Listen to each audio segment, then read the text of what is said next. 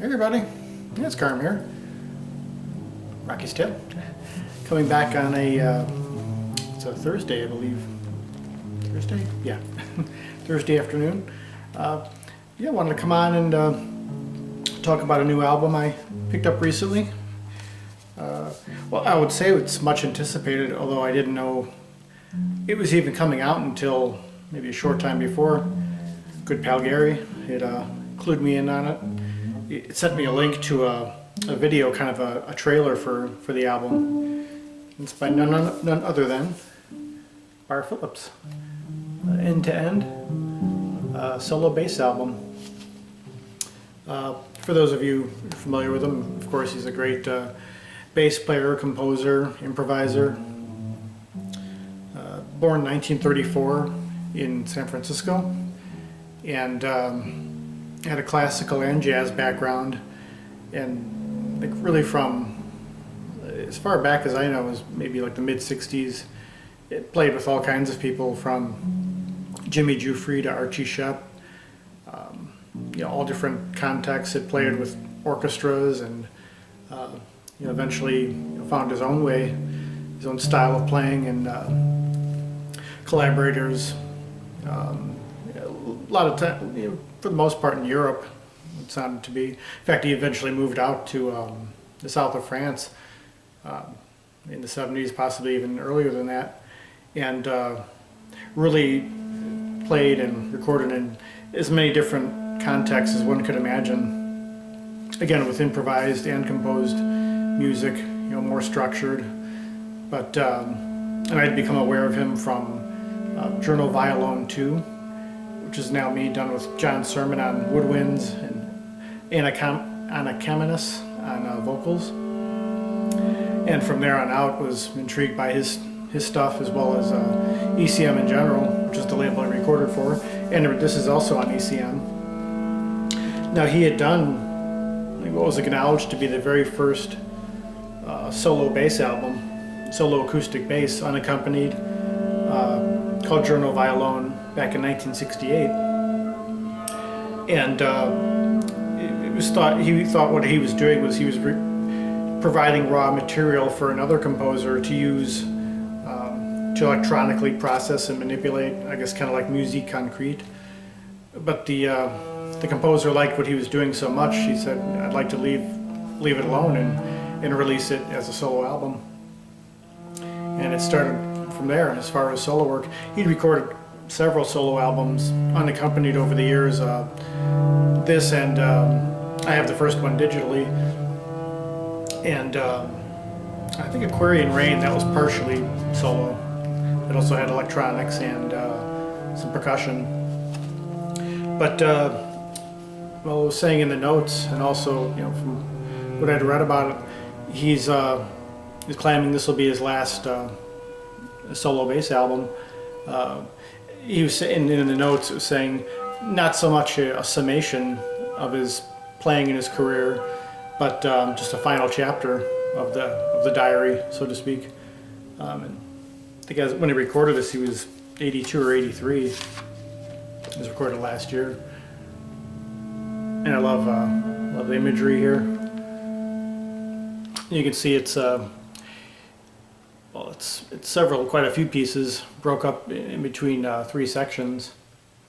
As he's pointing in the notes, there's basically 5 pieces. I guess you could say kind of like a skeleton of melody or of composed themes that run throughout the whole album. He kind of keeps returning to them at various times.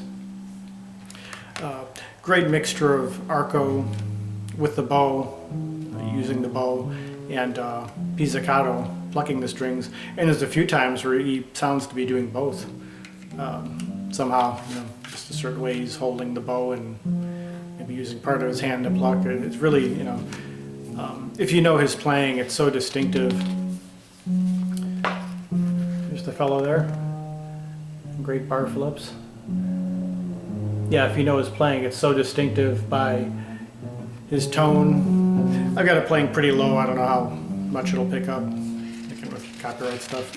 Always happens with these whenever I try to play an ECM. Here's the various pieces here broken up into 3 sections. Although again, he returns to various themes throughout each section. Probably the most accessible solo bass, that I've heard him do, or even in general in recent years, where he's been more, what I've heard over the last 25, 30 years, it's been more improvisational, more quote-unquote avant-garde, kind of returning to those roots in a way. But on here, it's more simplified. He's even concentrating on certain areas, not just of the timbre of the instrument and the approach, but even the instrument itself, like certain sections of maybe something in the high register, something in the low register, maybe just certain techniques, very minimal, but getting the most out of them. He's very much someone who listens to his instrument as he's playing and responding to what he's hearing as if it were another person, in a way. Yep, in the studio there.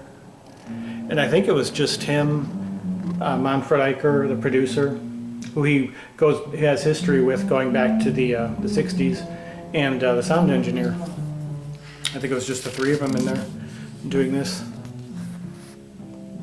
Manfred Eicher himself was a bass player, so they had that common ground there, and wonderful notes throughout here. Very nicely closing the journal. The secret is being true to your sound, which I believe he always has been. And again, this was a complete surprise to me hearing that this was coming out. I knew he'd still been playing and recording, and he's always collaborating with various people. I think some years ago he played with Pauline Oliveros, which was really neat. And the album didn't sound like anything either one of them had done from what I remember of it. More notes here. But I try to think of all the people that he's played with. It's really extraordinary. And we got a doggy there. Not sure who belongs to the doggy. One of the three in the studio there. But I've been enjoying this very much. Playing it multiple times. I don't know if you could really hear it now, but the piece he's playing here has he's doing sort of a chordal thing where it sounds like he might be plucking and blowing at the same time. And as ever, great photography on ECM. To see who does the photography. Sometimes they'll have like a house photographer. Cover photo by Fotini Patamia, liner photos by Sun Chung and Sam Hartouche. I'm familiar with. I think Roberto Mazzotti was someone who had done a lot of the photography in ECM over the years. Oh, there he is again. Yeah, recorded in March 2017 in France, just a relatively short distance from Mr. Philips' residence. There he's there, the man himself, with his partner in a sense, his musical partner, when he's going solo. But it's one of these albums you could say a lot about, but it's hard to really know where to start or where to end. But if you like solo instrumental music, a lot of his stuff can be tough going because it's not that certain improvised music, on the surface it sort of sounds like they're trying to avoid melody, harmony, rhythm in the conventional sense, and I think it's sort of true. They're trying to go deeper in a way and allow something to emerge from that without maybe conforming to an expected pattern. On here it sounds like he's allowing himself to go with a certain pattern, whatever he's hearing as he's going along, but it's still challenging, and it's still vibrant. And being over 80 years old, he's definitely not resting on his laurels or doing the old I don't know what you call it, like a review type thing. He keeps going. So who knows after this? Maybe it'll just be collaborations from here on out, and it'll be fascinating to hear where he takes it. But Barre Philips, I don't know if this is much of a, a so-called review or whatever, but I decided wanting to talk about this. I got this a little over a week ago, maybe almost 2 weeks now, but yeah, really enjoying it, and you know, glad he's still around among. I've lost so many great artists in recent years, and many of them far too soon. But yeah, he's still yeah, one of the greats, and definitely recommend checking him out. I know Gary, again, of course, turning me on, you know, to this album, finding out about it, and Andrew also in California, turntablist. He's a big fan. But yeah, Barre Philips end to end. Yeah, if I think of it, I'll try to leave a link to it, a link to the promotional video for the album, and you can hear some of it for yourself, hear the approach and a little bit of the process of making that album, and see what you think. So yeah, Barre Philips end to end. So yeah, just wanted to come on and share that.